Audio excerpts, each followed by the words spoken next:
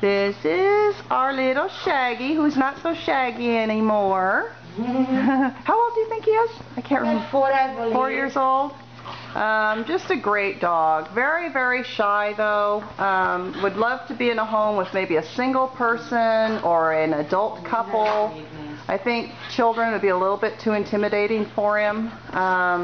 Same with dog. He's fine with other dogs, but he tends to be the one that everyone picks on if given the opportunity. So we definitely don't want him in a home with an alpha dog that's, you know, just not going to be very nice to him. Very cat. Well, he could care less about big old Tucker there. But anyway, just a great dog. You know, a good condo dog. He won't care where he lives. As long as he has a nice quiet home with sweet, gentle people. I mean, that's what he's looking for. Just a total sweetheart. Housebroken.